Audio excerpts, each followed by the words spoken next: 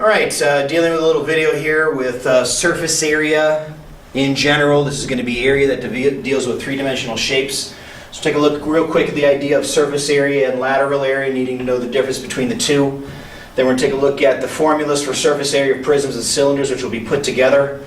Pyramids and cones, which again will go together. Surface area of spheres, and then lastly, the strategy that you've been given already so far, just applied to surface area on what do you do with an oddball. First of all, lateral area and surface area, any shape, and I'm just going to use a cylinder as my example,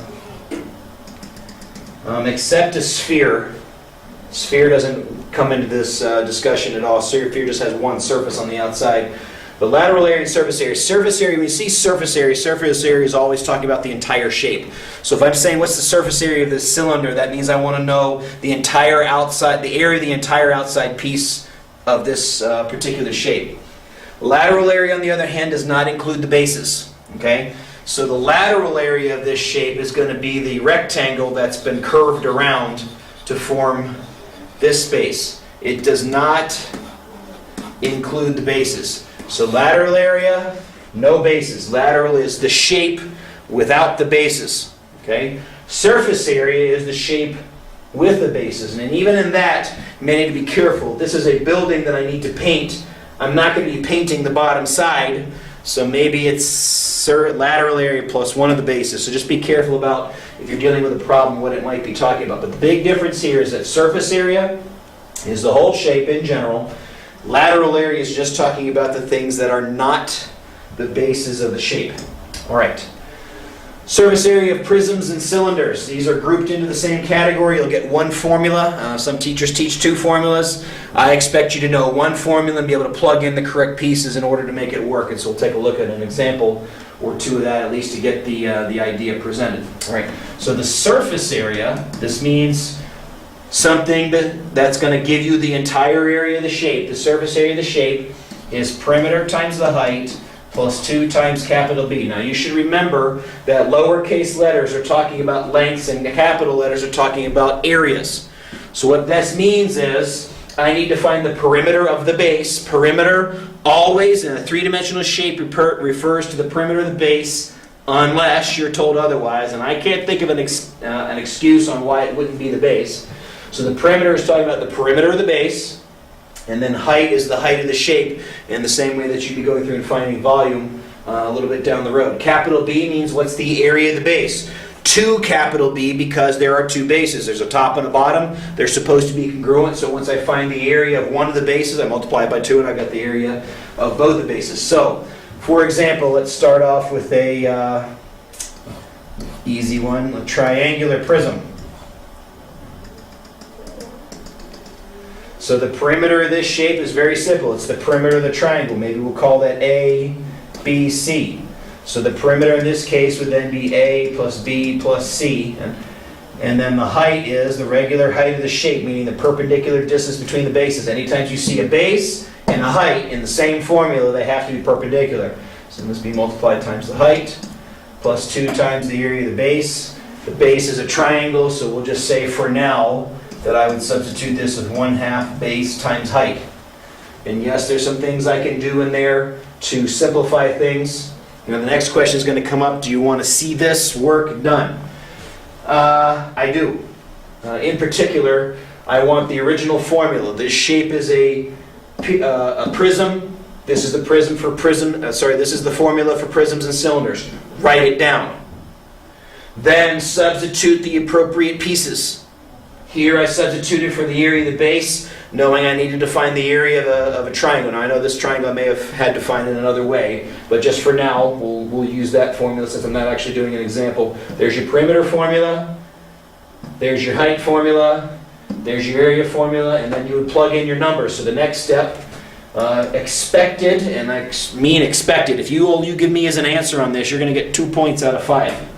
Maybe that, even if you have the units on there correctly, is then to plug in the pieces. So then let's just say it's 3 plus 4 plus 5, and let's just say the height is 6 to make up an easy number, plus 2 times 1/2, 3 times whatever the height would be here, and we'll just say that it's 4, just to throw a number in. and then I expect to see a calculation. Okay? What if it's a cylinder?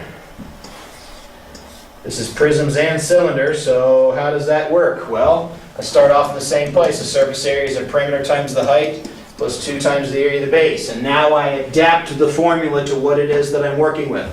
The perimeter is circumference, which is pi d. The height is the height. The area of the base is pi r squared.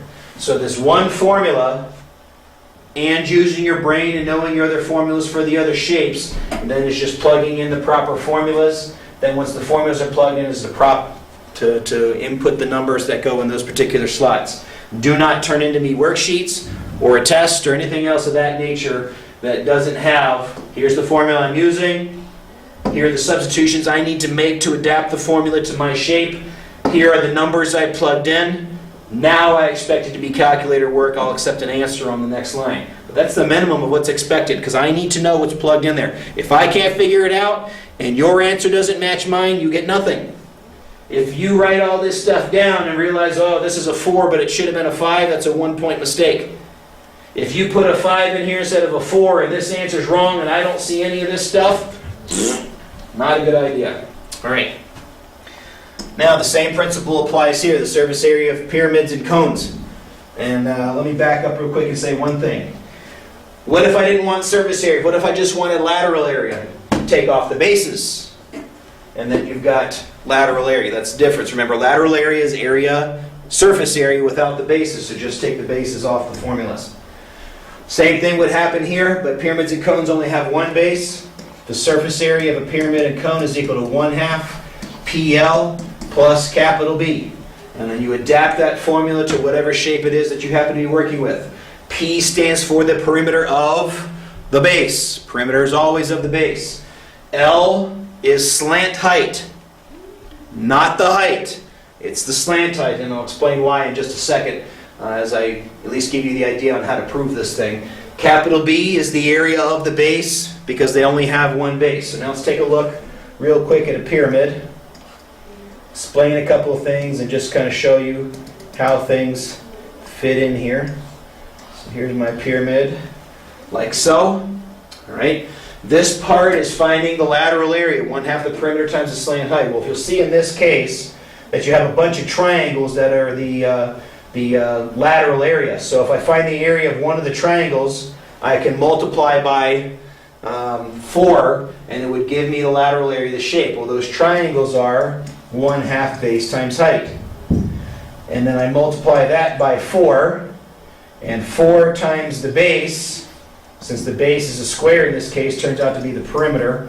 H is not the height of the shape, it's the height of the triangles that I have to find the height of. Well, in relation to the shape, that height turns into slant height, so that's where 1/2 PL comes from. The capital B is just simply the area of the base. So if I were adapting for this shape, this might be 1/2 4S. Now you could just put A plus C plus A plus B plus C plus D if you wanted to. It's not wrong. Times the slant height is slant height, plus the area of the base is equal to side squared. So there is the formula adapted for a square pyramid. And whatever other shapes might have to fit in there. What if it's a cone? Nothing changes. This is still my formula. Surface area is equal to 1/2 the perimeter times the slant height plus the area of the base. I adapt the formula for my shape. So this is 1/2 perimeter is pi times d. Diameter in this case is only one diameter. It's going to be the diameter of the base plus pi r squared. Fill in my numbers. Out pops an answer. All right. Not a big deal.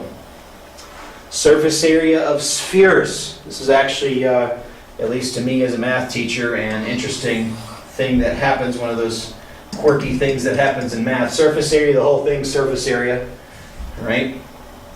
If that's my center, the only thing I really need to know is the radius. If I'm given the diameter, I have to cut it in half. The surface area formula for a sphere is equal to 4 pi r squared. Now you notice pi r squared. 4 pi r squared, meaning the surface area of the sphere is 4 times bigger than whatever its fattest circle would be, what we call the great circle. If I found the area of the great circle, which is what that would give me, that would be the area of the great circle. Well, the sphere on the outside is 4 times that. Okay? Alright, so that's really not a big deal. It's a simple number to plug in. Once you know the radius, you stuff it in there and out pops the surface area. Pretty simple.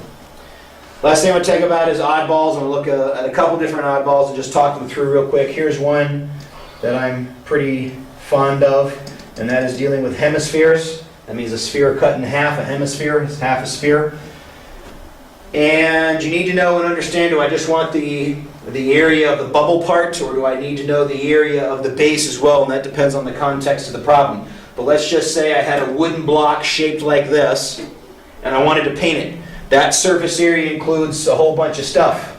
Okay? The first thing it is the surface area is going to be the surface area of the hemisphere plus the surface area of the circle. Well, the hemisphere is going to be 1/2 4 pi r squared, adapting the formula to what I need, plus the area of the circle, which is pi r squared, which is 2 pi r squared plus pi r squared. If you left it like that, that's fine. If you wanted to add those together, because they actually do become 3 pi r squared. It's not a formula for you to memorize or remember or whatever. It's just the adaptation to deal with the situation. Well, what if instead of a hemisphere, I had an ice cream cone?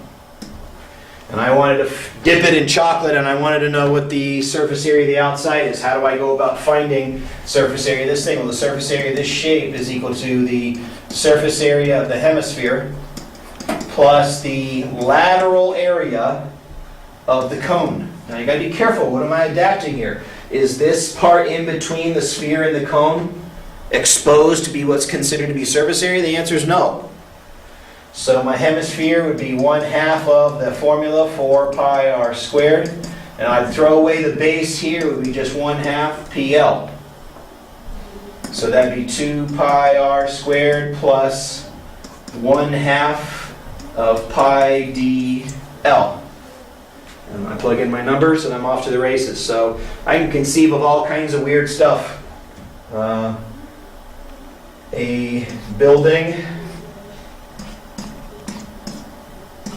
with another building shaped, or a smokestack coming out the top. So now you got a cylinder and a prism to be able to deal with. So just be aware that all kinds of oddball stuff comes along. You have to adapt and pull together your Frankenstein versions of the formulas to be able to create the shape and find the surface area that it is that you're looking for. So not specific strategy, can't tell you exactly what's going to be on anything that you might face, but at least now you have the idea on, once you know your formulas. That's why we teach those formulas. One formula for cones and for cylinders and prisms, one formula for pyramids and cones, one formula for spheres. That's 3 formulas. Then everything else just adapts based on the stuff that you already know from your quadrilateral stuff and triangle stuff that you've done earlier in the year. Instead of multiplying the number of formulas, keep them simple. Put them in interchangeable parts, and it should allow you to be able to think through what you're doing rather than just trying to memorize, the 400 different formulas that come with something. So that's it. That is, until next time, I will see ya.